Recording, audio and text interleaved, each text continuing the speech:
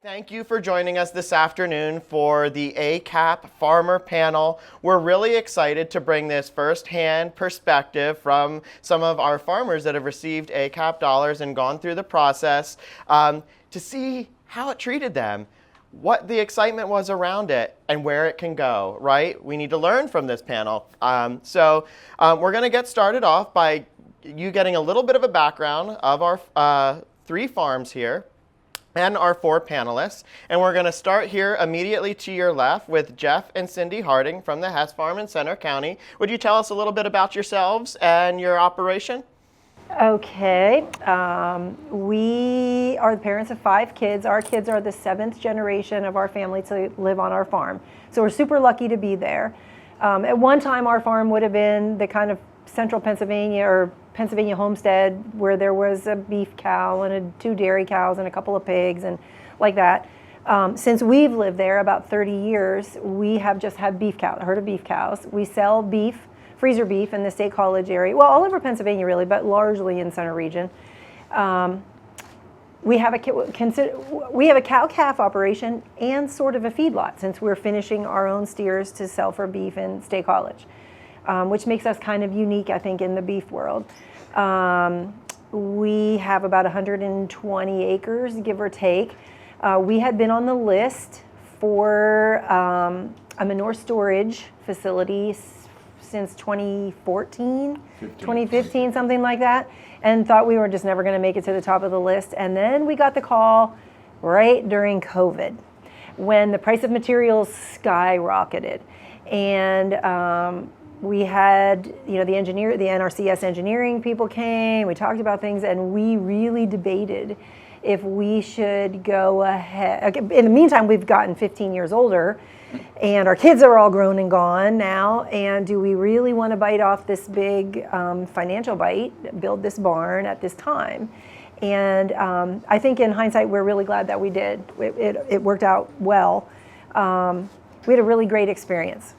I don't want to get ahead because I know you're going to ask me other questions, some questions, right? For sure, and of course we'll be pulling from the crowd. So next we're going to move on over here to Sarah McMullen from Gresh Farm in Cambria County. Sarah, tell us a little bit about yourself and your operation. Sure. Good afternoon. I am Sarah McMullen. I'm married to the 3rd generation of the Gresh farmers. My husband's grandfather and his brother bought a dairy farm in central Cambria County in Ebensburg right after World War II. So they started in 1946 as a dairy farm. It kind of progressed to a little bit of peas and hay and things like that over the years. And then after the crash of dairy in the 70s, they became a beef farm. So they combined with one of the local farms, like the next door neighbor farm that used to do all their processing. And we have today, between the 2 different barns, about 115 head of Black Angus Charolais Cross. And we do our own cow-calf operation. We also finish them for freezer beef. And we are a hay and grain farm, about 350 acres in central Cambria County. We started our process with my cousin, who's the 2nd generation. He wanted to do something, manure storage, something to improve our operation, to make it easier for the one guy who was running the things full time to do things. So he approached one of our partner agencies, NRCS, got some plans, manure management plans and things like that, nutrient management plans in line, and then the process finally got to the point where in 2023, when ACAP became a thing, coupled with EQIP, we were able to do our manure storage and our heavy use area as an addition to one of the farms that we have to improve the health of our animals. So, and I know you've got more coming. Absolutely. Thank you, Sarah. And last but certainly not least, we have Corey Reed from the Shupps farm in Wyoming County. Corey, could you tell us a little bit about yourself and your operation? Yeah, absolutely. Good afternoon, everyone. Corey Reed, Shupps Hill Farms, Wyoming County, about 30 minutes north of Scranton, Wilkes-Barre area. 3rd generation for the farm, just like probably most people up here. A lot of infrastructure concerns over time. I used to be an old dairy operation, switched to Angus. My dad ran Angus for a while, and then recently we switched from Angus to a breed called Dexters. So they're about the half size of an Angus cattle. We started a registered herd of acquired animals from all across the country. We have a very niche market. I would say at least 70% or more of our sales are out of state. mainly up the East Coast. We've sold some out west. I've just probably got started in the ACAP process 3 years ago. Was very fortunate to just have a really good team in the county. We executed on it, just finished up last fall, so relatively new. We had a manure storage roofed heavy use area for cattle, so it holds approximately slightly less than 100 head in there. Run cow-calf, so mainly most of our sales are heifers or bulls between the ages of 6 and 8 months. So lots of turnover on our operation. Awesome. Well, thank you for that wonderful overview of all of your operations. So today's farmer panel is going to go down through a series of questions that have been pre-prepared, but we're also going to give the crowd an opportunity to interject and ask some questions related to the core questions we're starting with. So how we've broken down the next hour is we're going to kind of go over some generic questions about ACAP and how the process worked for them, working with their various different partners within their communities, how the funding and implementation process rolled out for them, and then the overall experience as to where they are right now. So kicking it off, and feel free to brainstorm as they're answering this questions, follow-ups for it. How did you first learn about the ACAP program and what drew you to it? Why don't we start with Corey? Yeah, absolutely.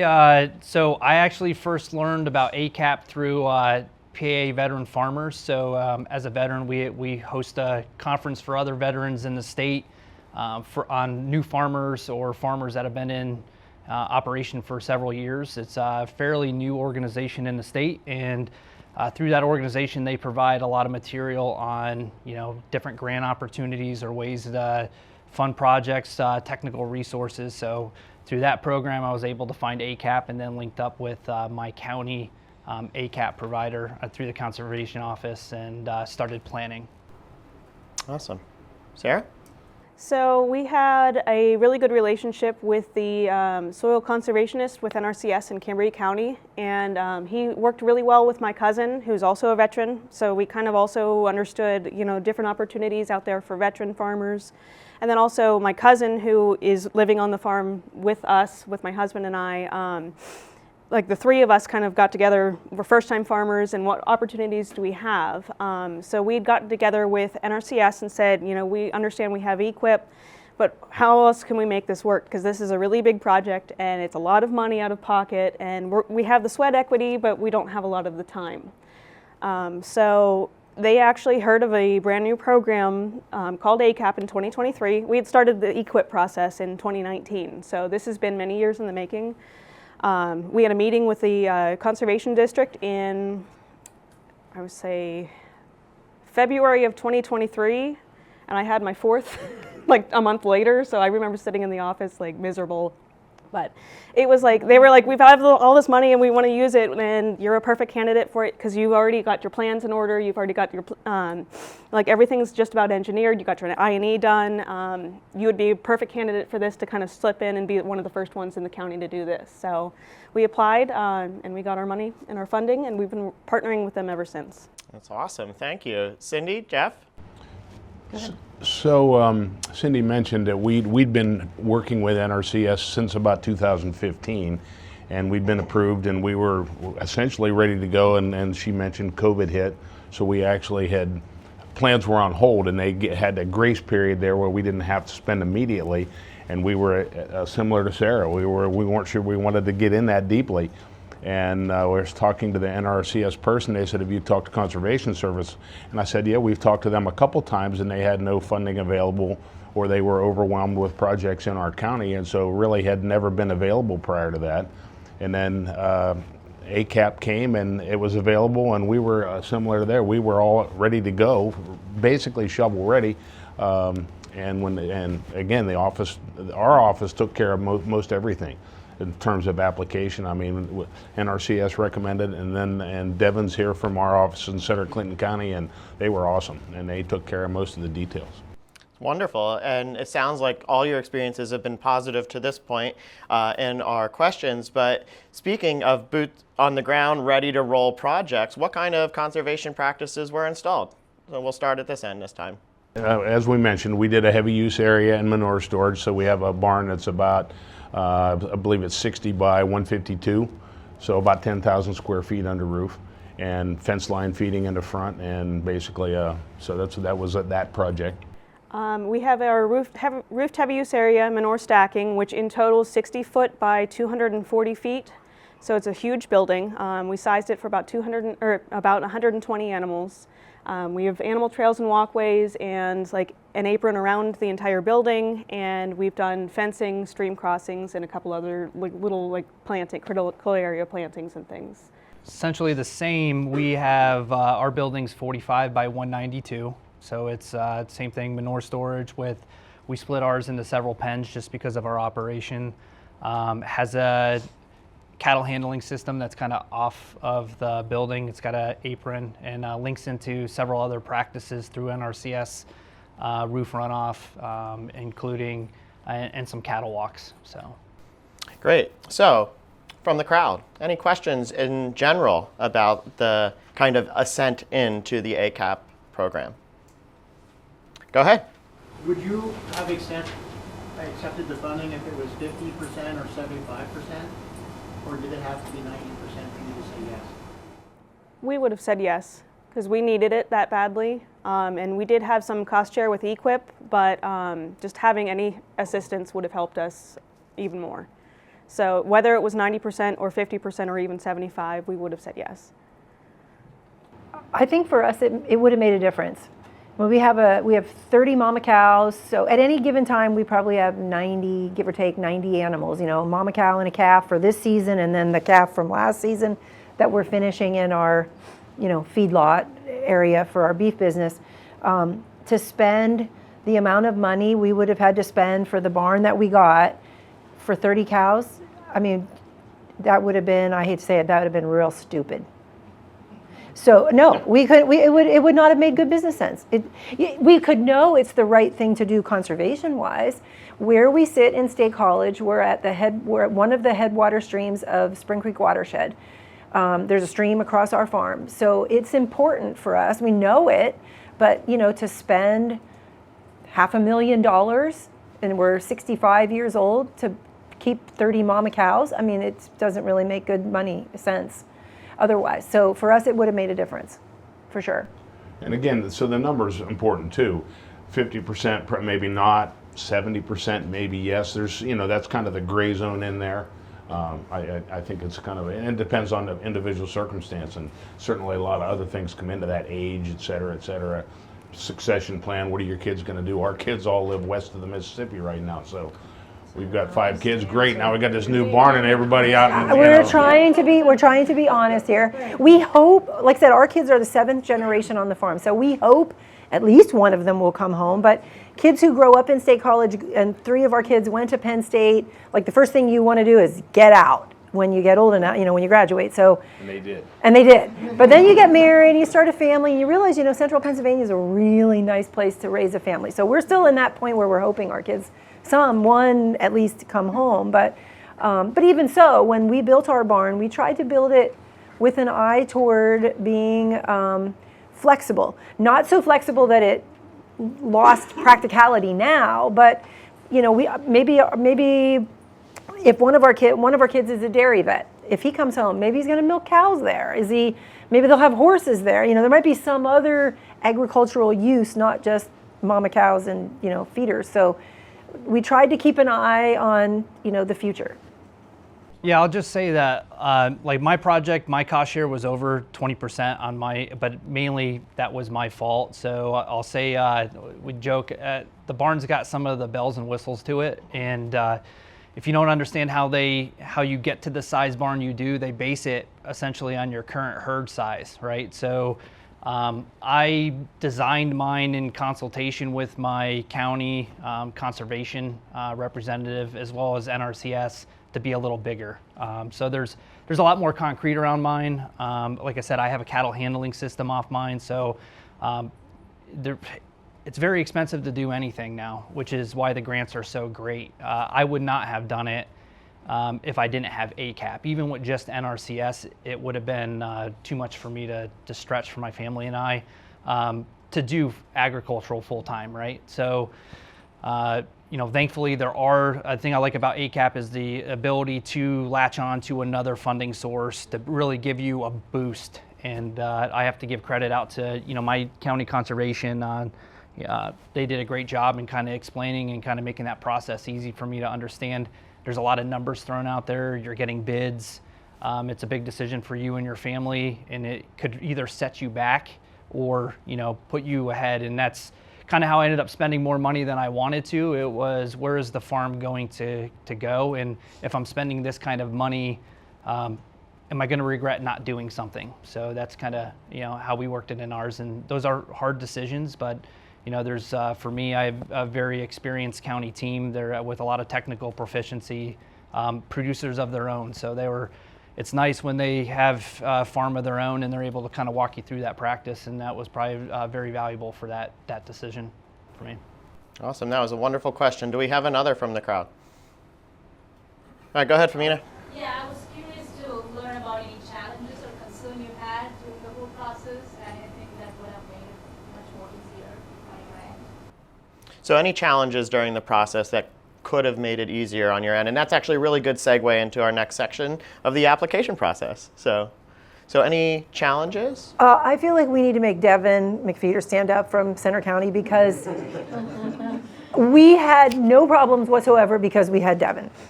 She did everything. She literally, I gotta say, when we started this project, I didn't understand necessarily the difference or there's too many acronyms. NRCS, ACAP, EQIP, and we had worked with NRCS, so we knew some of those people, but we weren't really sure how the conservation district was. Are they related? Are they the same money? We didn't really know all that. I didn't. And so this project was a learning experience for us too, because I kind of figured out who does what, who they are, where the money comes from, all that kind of stuff. But when it comes to the minutia, the day-to-day, the daily stuff, dealing with this project, that was Devin. We didn't have to do any of it. We could pick up the phone and call Devin or her coworker, Dana, and they did everything. And particularly, one was the EQIP grant. They just said, well, hey, whatever can't fit here, we'll help you with the EQIP grant, and they took care of that. Just were wonderful. It really, truly were wonderful for us. I will say that from someone with not an ag background in the first place, coming into it with a little bit of trying to learn the acumen and then learn all the acronyms and all the parties who are involved in different ways that we can get funding or loans or grants or whatever, it was really a big deal to overcome that. So NRCS, we were just trying to work through them specifically until ACAP became a thing.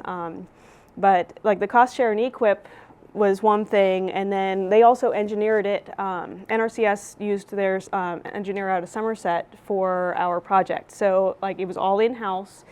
We were always working with our one NRCS person. It was a little difficult when we had some change orders where it didn't make a lot of financial sense to have 600 triaxle loads of fill where the one building was aligned, so we kind of moved it along a contour, and that changed that, but it ended up being more expensive because of the amount of stone we would need then instead, because we were putting in a road that we were taking out by moving the building. So looking at the process and it was very frustrating for us to try to figure out how we could make it work financially, because EQIP was only, the project itself was very costly, and EQIP was maybe a tenth of 10th or 20% of what we were going to pay out of pocket. And then it was not easy to read their I&E when we went through and looked at what the cost share was going to be. We didn't understand that it didn't include labor, which could it almost tripled the cost of the project. So that was a major concern. But having somebody at the conservation district to explain it to us and then also learn that process, and it actually brought me to the conservation district then too, and I'm currently employed there, so it kind of helped us that way. It opened a window for me, because I was I didn't know this world existed. So and we had already been contracted before I got the job, so not a conflict of interest, I promise. But but it was really kind of nice to be able to find my way through that as well, and then also working through the different agencies. I totally understand the struggle of the acronyms and everything. So yeah, that was our biggest struggle. And if you're struggling with acronym soup, we do have a nice document up on the extension page that goes down through all the acronyms, and we try our best to catch all the new ones and load them up there. Corey? I was just going to ask, you said 10 or 20% for equip. Was that due to expansion or just It was the interior of the building piled on, or what? the total cost of the project, inclusive of the estimated labor costs, is about $750,000.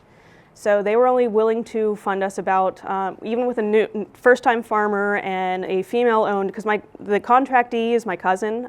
She's obviously a woman, but like like my cousin who was the veteran, he had a lower cost share than she was able to get as a first-time farmer, even though he'd been farming his entire life. We were only able to get about $210 in equip, and that was not enough for us to like be moved at all to do the project. So, but with ACAP, we were like, yeah, sure. That was another 500 right there. So, and that was what our county has set a limit at. And there have been other like roof tab use areas that are comparable in expense. So, the cost of everything has gone up. So, with ACAP and all of that stuff too. So. Yeah, I'd say there's always, in the project in a whole, there's always challenges, right? Not with the staff, but it's a construction project, and you know, I have a wife, and she's got her own opinions in there. You know, all she didn't want the building, she just wanted the cattle handling system, you know, and I didn't care about the cattle handling system, I just wanted the barn. So I'll say there's challenges in design. Once you start, I did a lot of, I think another big part is I did all the excavation myself. I'm not an engineer, but I will say with the county, I had, you know, and I'll call it Chris from Wyoming County. You know, I'll just throw him under the bus. His dad was a surveyor taught at Penn State for surveying. So he was a great resource to lean on. He had other skills like that. So that also allowed me to save money on that side as well. So it was a lot of work on my front, but also required a little more technical resources for me to be able to lean on. So that was just a resource that my county specifically provided me. In the application process, also really big is at the time I had a manure management plan, because that's what I needed for the size of my operation. Well, when you build any of these buildings, it automatically requires you to have a nutrient management plan, right? One step up. There's more testing involved. There's more planning considerations involved in that. And there was a short timeline on that. So my county conservation representative was able to put that together pretty quick for me as well. So that's huge, right? Because you either have that or you don't have that. And that can be the difference between you getting the funding or not getting the funding. So there's a huge planning aspect prior to the application that was involved. Awesome. Thank you. Corey, just want to let you know, nobody else has those husband-wife challenges. Thank you, Jeff, for the comic relief. We appreciate that. Moral support there, buddy. Yeah, appreciate it. So we heard a little bit of this from Jeff and Cindy, but I'm curious from Sarah and Corey, what kind of help did you have with your application process? And if so, where did that help come from? So getting to know, I found out later that the manager at the Conservation District has been longtime family friends with my cousin. So knowing the people I'm working with has been really helpful, and he was like all geared into, I understand who you are, what you want to achieve, and let's do this together. So, and then coming into the conservation world a little bit too, it helped me kind of gain a better understanding of what needs to be done, the planning, like what needs to be checked off, this, that, and the other, and then who to talk to if you have a question about this thing versus that thing, and kind of getting a better idea of what's that next step or second step ahead of that, so we can get things moving, so we can get things paid for and done and completed before any grant funding would expire. So having good partners within my conservation district have been a really good thing. It's been helpful to keep us moving through that as well. Yeah, I'll just say it's really the partnerships. I think that's make or break. So if you establish those relationships early, you're good. In my case, I had a really good county conservation person and a really good NRCS, and then I lost my NRCS rep, and the position remained vacant through the whole construction. So I really leaned on my county person for resources during that time. So again, those are two really important people, especially if you're getting funding from both. The planning aspects, my reps were good in linking me up with other farmers that have been involved in the process before. So that's a really good other resource to kind of lean on. They kind of hook you up with that person, let you ask the hard questions, hey, what are the tips and tricks? Where'd you run into issues? So that's another great resource. Is if you have a heavy use area that was built in your county, they're a great resource to hook up with as well. And, they're really open about the process. And, for me, none of my reps were there when I was asking them questions. They just kind of linked me up with them. So it's a really good, environment for you for them to tell you the truth, right? And again, my county has great staffing. So a lot of the people in my area it's a very positive experience. Thank you so much. Anything to add to that, Jeff and Cindy, based on your experience with Center County? Well, tell them your story, how we started with NRCS from the beginning. It was a joint project. Yeah, yes. 28 years ago at a soccer tournament with one of my kids, I knew one of the other soccer moms did something with water conservation. Yeah, I didn't really know. Turns out she was the water person at the conservation district. But I didn't really know what she did because it was sort of an acronym and I'd kind of, Anyway, I mentioned her, we have a farm pond and our cows were drinking out of our pond. We were having trouble, our pond was disintegrating. Trying to find a pond expert was a bit of a challenge. It was messing up the fishing. It was messing up the fishing. So I just happened to ask her at a soccer tournament, do you know anybody? I figured she would know someone who maybe could help us. Well, next thing you know, we have the pond expert from Penn State coming, the couple people from the Conservation District, NRCS, DEP, EPA, the Water Authority, the Conservation District, Fish and Wildlife. Fish and Wildlife. And the next thing we know, we have, it was a whirlwind, but it was amazing.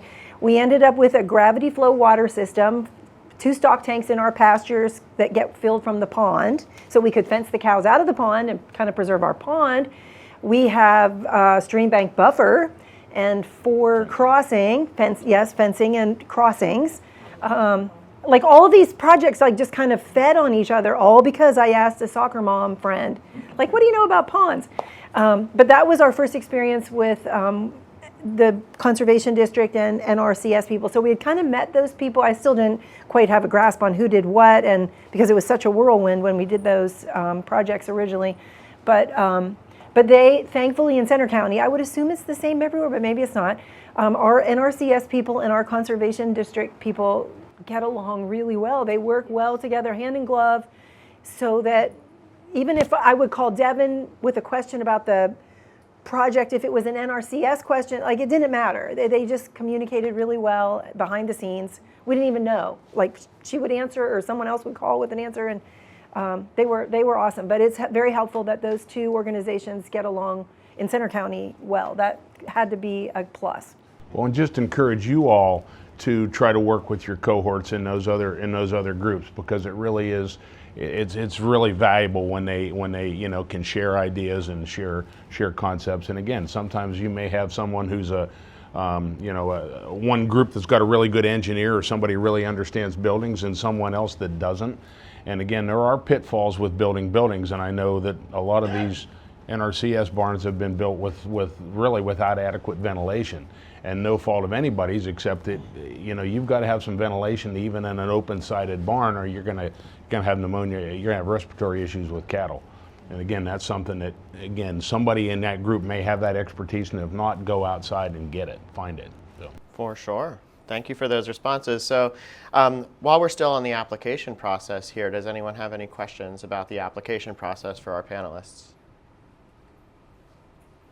No, hearing none. We've had a really nice segue into working with conservation partners and how much joy it has brought them with the teams in their counties.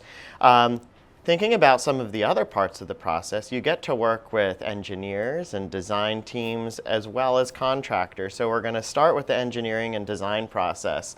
How did the engineering and design process go for your various different projects that you've told us about? And we're going to mix it up a little bit and start with Sarah this time. So as I had mentioned before, we had ours designed with NRCS and in-house engineers. So it was no money out of pocket for us.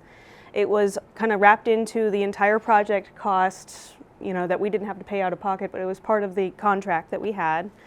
And it was a lot of, what do you want? And we didn't quite know what we wanted. So like, give us some ideas. Well, it was kind of like pulling teeth for a little bit. Like, we had a new district conservationist at the time, with whom I work really well with now, being a conservation district partner. She's great to work with now. She was just new, and that was no fault of her own, but we weren't really quite sure where we wanted to go and how we wanted it to look and what the best idea would be to have it at this barn or in this area or whatever. We just kind of looked at soils and we threw out some ideas and suggestions and kind of went from there. And the engineer that did ours, she's very kind and she was very good at what she did, but we were handed the engineering plans and okay, go. And we were like, okay, what? So who do I call? How do I do this? And like, what's the next step? And it was kind of well, here's the plan, you go do it. So that was kind of a big sticking point for us. And we did have some change orders that did like push it back a couple times. There were a couple of revisions we had to do. And because of how like stressed out the staff is right now and how shorthanded they are at NRCS, and again, no fault of their own, it was just a lot of, you know, kind of back and forth and teeth gritting and that kind of bit until we got everything we needed to get it contracted out. And then the Conservation District did our formal bidding process. It was a sealed bid process and everything like that to get the engineers for each part of our project. So eventually it did get finished. So like all of that got done. We have the last of it to get done this summer. So because of the timelines and how things ended up happening with our change orders, it was like July of last year when we finally broke ground. So we have the last of it to finish this summer. But it's been a long process. My cousin started the EQIP process for this building in 2019. Got the plans in order, got the Ag E&S, got the nutrient management plan completed, and then like when we finally got the plans, it was like December of 22. So by the time we got to contracting and got people under contract, it was another year or two. So that part was really stressful for us. It'll be just really nice to see it completed.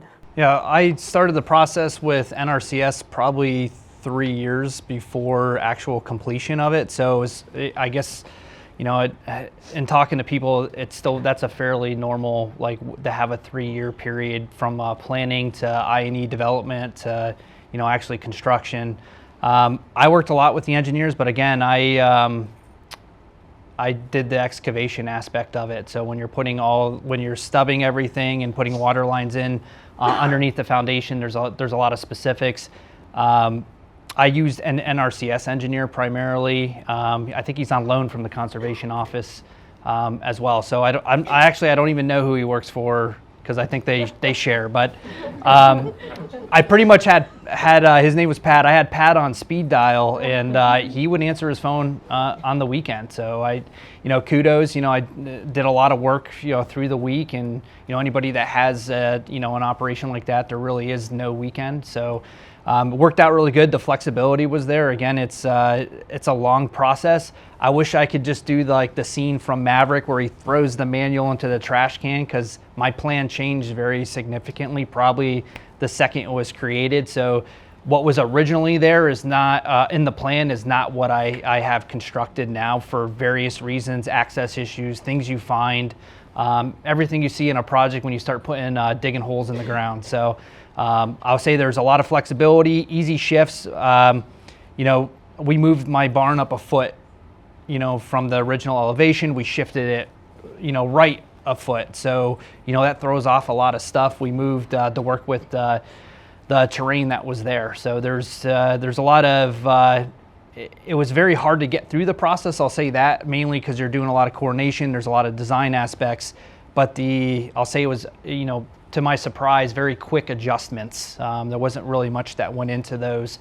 So it kept things going. And I'll say from the initial start of my project, it was probably 2.5 months. So from the initial break ground to the buildings there and done, 2.5 months. So it's very quick process on the construction side. So one thing that I'll say is that I think to both of their point, you hire an engineer, and the engineer says, okay, here's your barn. It's 50 by 100. This is what you get. Well, why is it 50? Why not 60? Why not 40? Okay, and those are real questions. So one thing I would encourage you to do is have your clients look at these and look at some in different areas, because the engineer that's doing southwestern PA may be designing barns a lot differently than the guy in Center County. And we get out of your area, and again, that's a very specific example. I have a friend that's looking at a barn, and his is 45 feet, 46 feet by 280 or 300. Well, mine's 60 by 150. Well, there's a lot of differences in how you handle cattle with those different type barns. So help your client, challenge your clients to look and get those ideas, what they really want to do with Go them. see other barns. see them. Whether they're a ACAP barn or not, it doesn't really matter, but that's what And they'll still design them to specs, but you have, as a landowner, you have some opportunity to provide, to ask for, so why are we at 48 feet wide? 'Cause wouldn't it make more sense if these pens were longer, for example? You know, a wider barn makes longer pens. So I challenge you to go out, have your people look at different barns and why they're doing what they're doing. And also, I think you need to challenge them they need to know how, if it's a cattle barn like ours are, what works for you? You need to know, you're your own best advocate. So you need to know, okay, the engineer they're going to tell you, how much bunk space you need for this many cows, and how much, some of those numbers are hard and fast. This is the industry standard, but we don't want a door there. We'd have to go, this is not how we use the barn every day. We need to have the door there. Like those kind of things, you need to know that. And so you can provide that feedback to the engineer so that the barn he designs meets your needs. But unless you know what your needs are, your barn isn't going to do that. So I think it's important. We went to visit a bunch of different places, and You probably saw 6 or 8 different. and we saw a lot of things we didn't like. Oh, we don't want to do it that way. Okay, we need to do it this, whatever. I think that's the big thing. Thank you so much. That was great insight on that design process. Any questions about engineering for our farmer panel? No? Okay, so we're going to move into the contracting phase, right? So how did you go about, over here. There we go. Sorry, I didn't see your hand. But did you feel like you had on like the final product? I feel like we had a ton of him. I mean, he came a couple of times, 2 times, 3 times, the engineer, and we walked the site. Then we sat in our kitchen, we had plans spread out on the dining room, and at one point the contractor was there too, so we had his input, which was really good, right? Because some things look good on paper and the contractor says, nah, that's not such a good idea. So it was good to have that kind of partnership, and I feel like everything we said we wanted or didn't want or suggested, they were totally willing. Now, if they say you need to have 2 feet bunk space per cow or whatever that number is, if we said, oh no, we only want 1 foot, like they're not going to do that. But it really was them responding to what we said we needed, or how we wanted to work our cows, how we saw, our cows coming in here and being able to exit there, and they totally responded to our, I don't say wish list because it wasn't really that, but the reality of working cattle at our farm. They have you got NRCS guidelines if you have NRCS funding. The guidelines, and structurally, for example, that are very heavily built, or overkill to some degree, honestly. But that's part of the deal. I don't know how that works with ACAP. I don't think they have necessarily the same engineering standard. It's similar, Sam? Okay. This I thought was kind of a cool, mind-blowing sort of thing. So at one point when our barn was almost done, and we just moved cows in last year at Easter time. So it's relatively, this was our first winter with cattle in the barn. But at one point when the barn was just about done, the NRCS guy came out to kind of inspect at that point, the checklist of things at that point. And the way the rafters are attached to the posts that come down, I'm probably not using the right terms, their specs say that those have to be nailed in by hand. So not with a nail gun, and it has to be 9 nails. Do you know what that is? What that rule is? It has to be like 9 nails by hand. And you can tell by looking if it's the kind of nail with a head or if it's the kind that an air gun shoots, right? He walked through the barn, that's the spec. So he walked through the barn, every single one. And if there was one that only had 8 nails, He made a mark, and then the contractor had to come back and put another name. But I mean, like, their specs are that specific about things, so, which is good. We wouldn't have known that. I mean, we wouldn't know, is this not safe, good, safe? We wouldn't know. You totally depend on them. Until I came into this world in conservation, from the conservation district, I really didn't have an idea of, you know, there are options with a roof to heavy use area. I was kind of told from the engineering process, this is what we do. And yeah, I understand there's a spec to it, and there's a reason they do for the sizing and the amount of manure you want to store, 4 months or 6 months or whatever it is. But we kind of got like the cookie cutter deal, we felt, when I saw all the different barns that could fit that same spec, but also like be a little bit more toward what we exactly needed. It's going to fit our purpose. It's going to do what we need it to do, and I want to keep my animals safe and healthy, and then like also improve our water quality on the farm and keep our nutrients where they're supposed to be.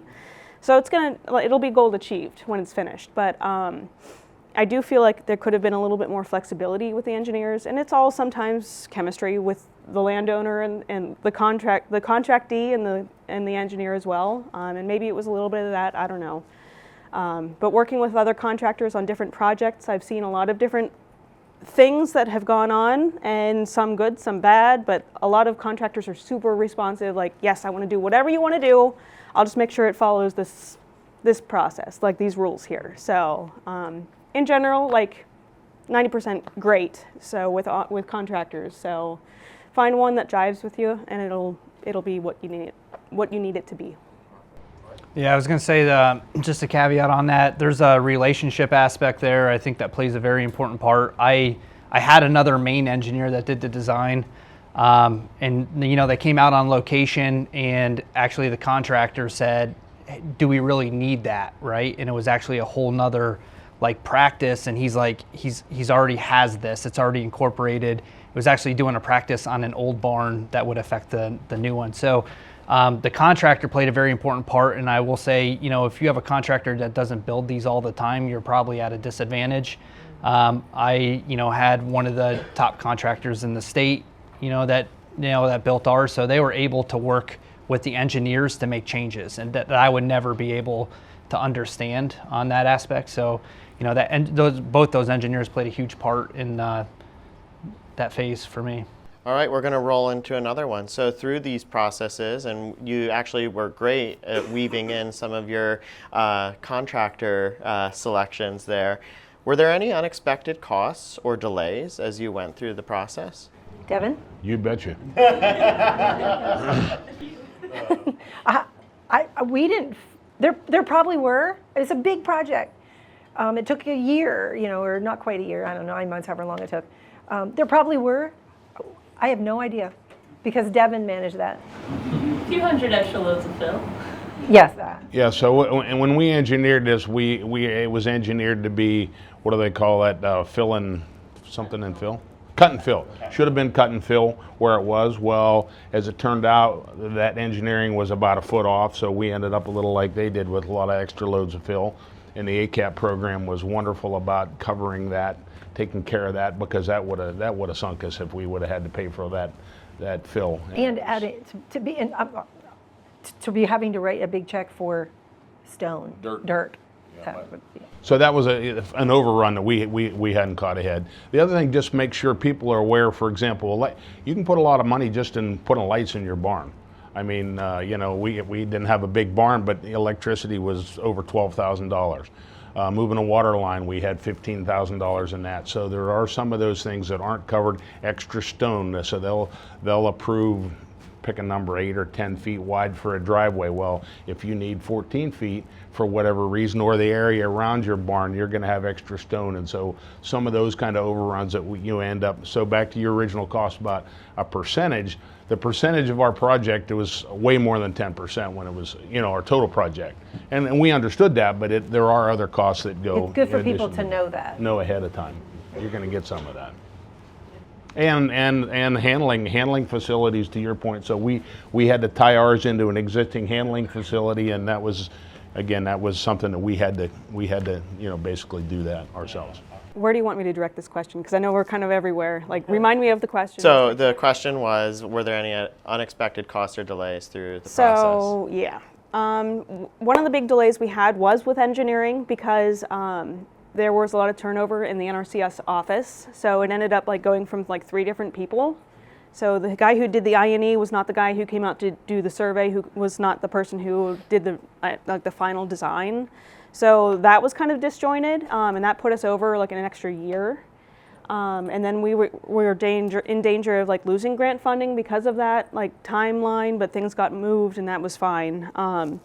But also with the bidding process, we only got like 2 or 3 contractors that bid on each point, like part of the project. So we were kind of limited as to going to with whoever we could take at that point, who was reasonable. And their timelines, the contractors' timelines, were not necessarily matching up with the weather and what we needed to do at the farm, and like trying to keep our operation going and then also get the stuff done in enough time before December 1st. So we didn't pour our concrete in yet. Like everything's there, everything's ready to go, but because we hit December 1st and NRCS rules with the concrete, it would have been 3 times as much more expensive to have winter concrete poured than it would be just to wait till March 15th. So that was where we were at. So, and everything's expensive as it is, but sometimes the weather doesn't always play nice. Yeah, I'll just say there's like there's another partner to this that we haven't really talked about, but maybe we'll get to it. But farm credit was huge for me. I think that's why my project, was was really on schedule.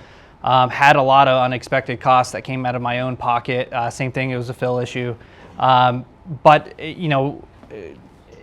farm credit, because we had such a relationship, I was able to up that amount and roll on a credit. Obviously you're not getting all this money up front. So there's that process too. So I do have to point that out. I think I had jumped on the ball early with financing, so to be able to flex like that, and they had brought up to me like, hey, there's most likely going to be some unexpecteds. Some of those unexpecteds were my fault because I made some changes and added some things onto the barn to make it more useful for me and how I wanted to run my operation. So there's a flexibility there on that side.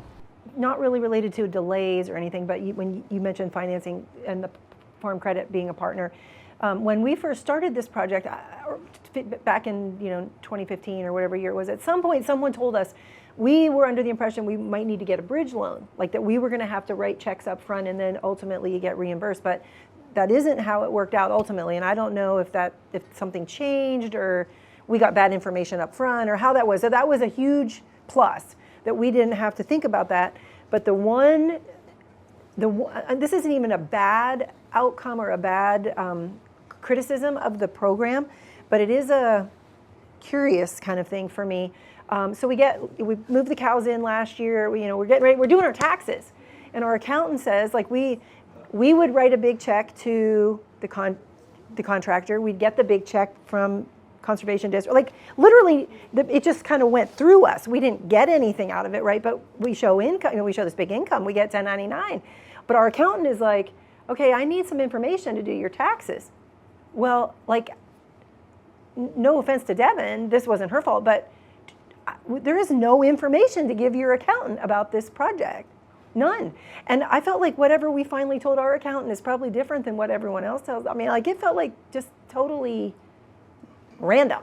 There was no official, okay, this is a conservation project, so you fall under this tax code, blah, blah, blah, whatever.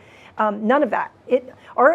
We actually filed our taxes in September. We had to file an extension because our accountant didn't know what to do with all this, the income. What's the name of the program? What's the number of the program? We told them that, and they try to research it. And again, I don't know if anybody else has had those issues, but and it likely won't fall back to you, but I would expect some of your clients will ask you, what's the tax implication? We kept calling NRCS, what do we tell our accountant about this? And, oh, well, it just felt like the tax people and the conservation people were not on the same page, and we were kind of in the middle, and we didn't know what to tell anybody.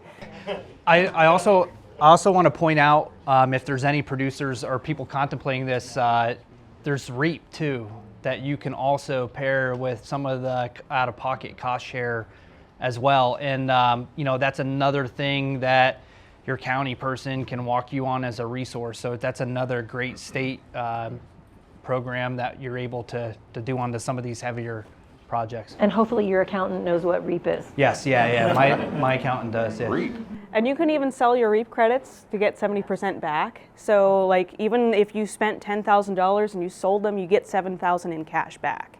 So like you only ultimately paid $3,000 on whatever portion of that then, which, you know, it could be another way to add another layer of grant or like funding towards your project. So. Well, give it. Look at you. We're wearing badges. This ACAP is everything. Would you not think there was some official publication somewhere for people who have received ACAP funding for their taxes? Nope, doesn't exist. It's still so new, I guess. Anyway, well, that would be, if we had to offer a suggestion, that would be one. Perfect. We take note. We're on film, so we got it. So that being said, what advice would you give to other farmers about using these ACAP funds effectively, since we're still on funding? Yeah, I'll take it first, I guess. I'll say that, you know, I think the grants work as they're intended. I mean, as a producer, half the things and practices from a conservation perspective, I wouldn't have done if I didn't have the grants. And I think that's important because I'm a younger producer, so maybe it's a lot easier when you're talking about conservation practices with me than it would be my neighbor per se. But you know, I have my idea of what I want to do as an operation, and it isn't necessarily the fence off my streams where my cows access water and then putting in a permanent structure in there. Sometimes it seems like it was a lot more. So there's a give and take in the relationship. You know, they are trying to do what's right from a conservation perspective, and then there's what I want to maximize and minimize overhead kind of thing. So it's the relationships. I think the success that I have had, I've done a lot more than I originally intended. I spent a lot more of my own money than I originally intended, but it's all come together in a good way. So when I say I spent my own money, it's, you know, these are all things I wouldn't have done, but because of the grants and assisting with that, they kind of pushed me to do those extra practices. So there's a lot of benefits to that. But it's the relationships, and I can't harp on that. Getting the relationship started early with, you know, for me, both those partners, which would be the County Conservation and NRCS involved. I've seen a lot of ACAP projects in our county that have started and finished because of ACAP. And they are ones that are in combination with another grant source, whether that be Growing Greener, CAP, or EQIP, or anything else that's out there. ACAP kind of like puts it over the edge and gets it done. And the funding is available. The funding's like, I work with the district, so yes, I do this on a daily basis, but they're responsive. They're interested in doing this. They want to get stuff done. It's not just getting conservation on the ground for the sake of getting conservation stuff and check that's done. It's, you know, these are producers that have worked with us for a long time that are truly like looking to help to do something either little or major. It doesn't really matter, but I know on our farm, if it weren't for ACAP, we wouldn't have done this project because it was a large cost share. And getting that, we've always wanted to do something. We've never been beholden, like my cousin has like taken it very prideful that he's never gotten a loan to do anything on that farm. It's all been his own sweat equity and something that he's worked for.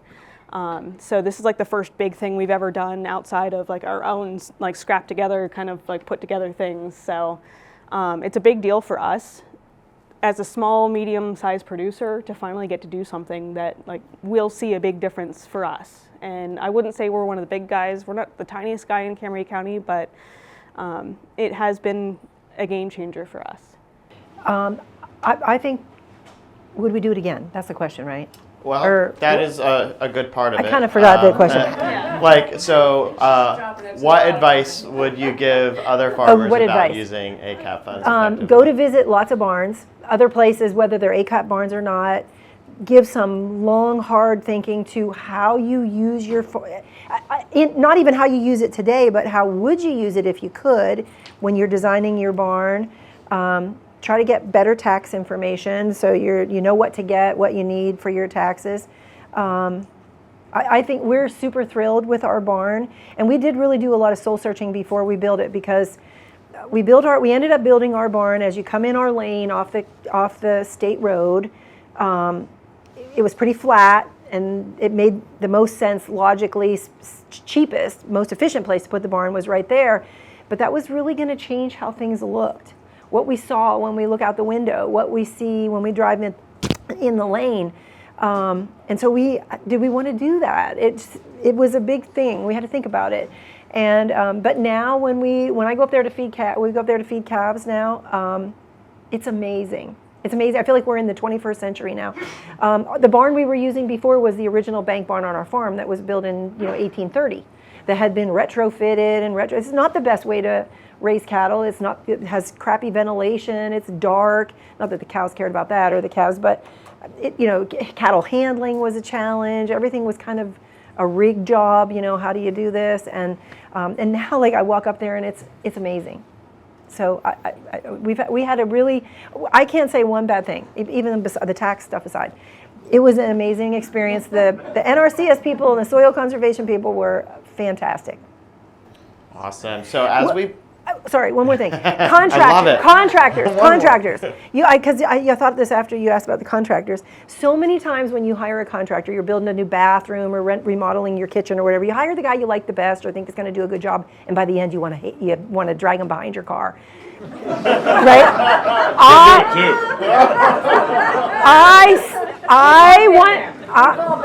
Exactly. It doesn't matter how much you like him at the beginning, you just don't like him at the end. I want to adopt the guys who built our barn. Still, they're amazing. They were Amish, though. they probably didn't want to live at my house, but they were awesome. They were the nicest guys. They did a fantastic job. They were easy to work with. They had built a number of these barns, so they kind of knew their way around the whole NRCS Conservation District, all the regulations and what was required, and they had a good relationship with Devin and with Brian at NRCS. They were awesome. But so finding a good contractor, I think, would be key. Very good. So they were the best contractors, is what I'm getting. You want to keep them. We would call them again for another job without even thinking about it. So as we bring this panel to a close, I have a couple simple questions. So we're going to have to move through them a little bit quicker because we only have a few minutes left. But in just a few words, what was the most valuable part of the ACAP program for your farm? We're going to start at this end and move towards Corey. So just the ability to finish this project, to bring it to fruition, frankly. That was it. Just awesome. Good people. Get it finished. Got her done. Get her done. Got her done.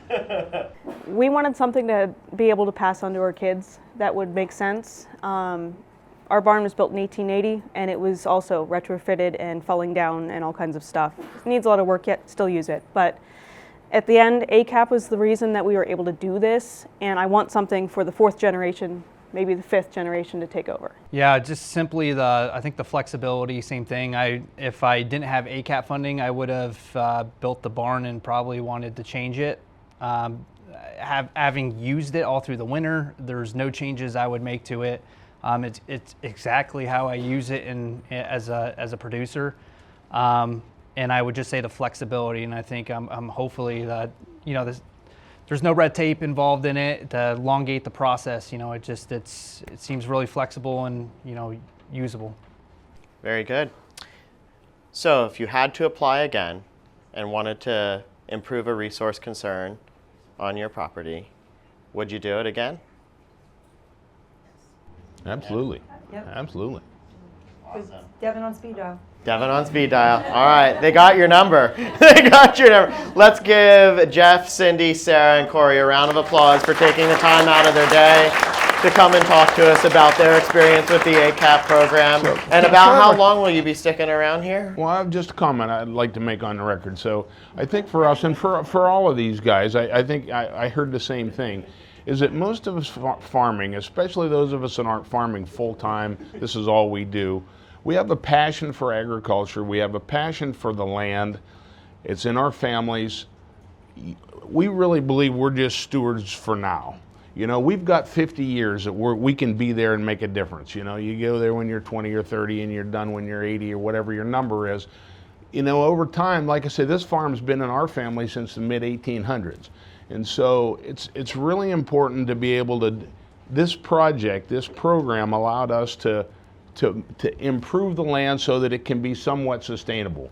Can you feed a big family there? Probably not, but it allows agriculture to continue on a smaller scale. We're not milking 1,000 cows, we're not running 40,000 head on a feedlot, but we're contributing to the local environment, we're contributing to the community, we're keeping green space there, and that's really important to us. And this program really helps some of your local farmers do that otherwise just isn't gonna be there. That ain't gonna happen. Jeff, that was a really nice summary to bring us to an end, and we thank you for being stewards of the land and all you do for the Commonwealth. So as a thank you to our speakers, they're each getting handcrafted bluebird houses for their properties to encourage some wildlife to come in and enjoy the beautiful spaces they've created. So thank you, everyone. So you get a bluebird house, yeah, and they're made by the CACAT team.